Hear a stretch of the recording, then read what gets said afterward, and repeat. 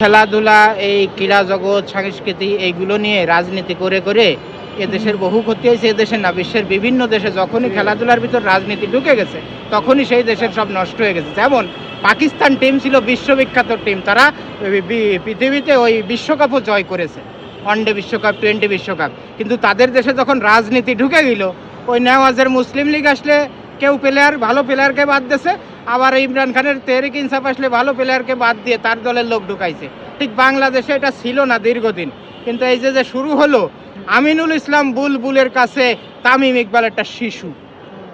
আমিনুল ইসলাম বুলবুলের খেলা যেদিন সে জাতীয় দলে চান্স পাইছে সেদিন থেকেই দেখি তার যে দক্ষতা, তার যে অর্জন, তার মতো বিশ্ববিখ্যাত প্লেয়ার, তার মতো ভালো মানুষ, তাকে বাদ দিয়ে ওই শিশুর দরকার নেই। তো ওই আমিনুল ইসলাম বুলবুল আমলের সমসাময়িক যেসব প্লেয়ার ছিল তাদের একজনকে করতো, একজন ভালো দক্ষ অভিজ্ঞ মুরব্বী একজন করতো। ওই ছেলে মানুষই কথাবার্তা বলে, যারা বলে যাদের ছেলে মানুষই কাজ কারবার, ওদের দরকার নাই। তো ওরা আসবে, আরও পরে আসবে, সে আরও 10 বছর পরে আসবে।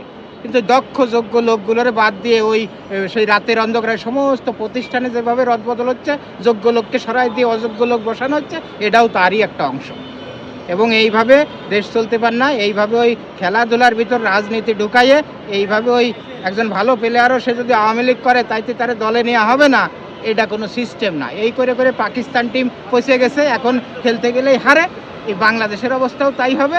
আর এই সব জায়গায় কেন রাজনীতি ঢুকবে? ঠিক আছে, তাদের বানাইছে, বুলবুল তো যোগ্য লোক, আমরা তো 20 কোটি মানুষই বুলবুলরে চিনি। আমিনুল ইসলাম বুলবুলরে চেনে না এদেশের ক্রিকেট ভক্তরা, এটা ভাবা যায়?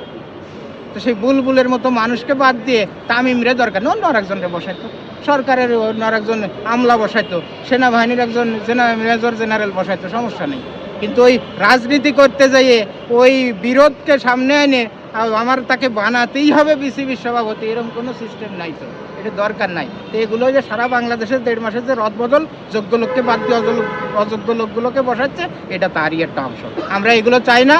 খেলাধুলাতে রাজনীতি আমরা চাই না। খেলাধুলা করে রাজনীতি করতে যে দুটো জ্বলন্ত বারুদ, এদেশের বাঘ, 2টা বাঘ, এদেশের 2টা স্বর্ণ ধ্বংস হয়ে গেছে, সাকিব আল হাসান আর মাশরাফি বিন মুর্তজা।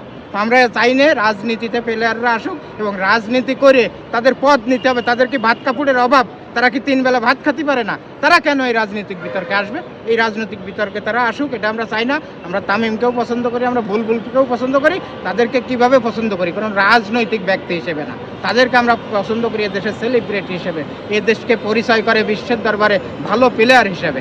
আমরা ওই পরিচয় তাদের চাই। রাজনীতি করে পদ নেওয়ার দরকার নেই। তামিম ইকবালের এমন না যে 3 বেলা ভাত খেতে পারে না, বুলবুলেরও তাই, সবার ক্ষেত্রে এটাই কথা হবে। ওই সাকিব আল হাসান, ওই